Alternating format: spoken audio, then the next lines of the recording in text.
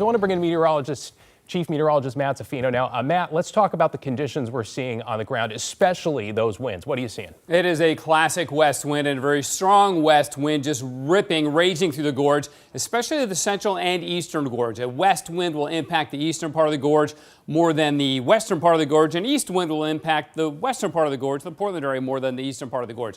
This is a west wind. That means the central and eastern gorge getting hit very hard. It's very typical this time of the year, May, June, and through summer to have a strong west wind. And this is live from our camera in the Dalles, and it's pretty remarkable. I mean, look at this. You can see the Columbia River here, and as you look west, you can see the hills, but look how thick the smoke is over here, and that's a lot closer to our camera. So that tells us that these fires are pumping out a lot of smoke, and they're being driven by winds that are rolling at about 15 to 20 miles an hour sustained, but gusting to 32 right now. And all afternoon, really since this morning, they've been gusting over 30 miles an hour. We had a peak gust at the Dalles of nearly 40 miles an hour just a couple hours ago.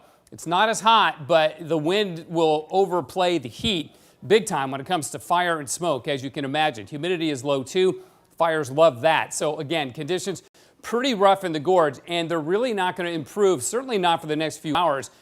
Maybe a little bit tonight, those winds will begin to back off. But for the firefighters and for the residents, everybody traveling out there, it's going to be all about the wind in terms of fire behavior, because it's going to push that fire and push that smoke to the east. I guess if there's a silver lining is that we won't get the smoke in the Portland area because it's all getting pushed off to the east, but places as far away as Pendleton probably will. You can see the winds are calm in the metro area right now, but Hood River gusting to 18 miles an hour. We showed you the winds in the gorge.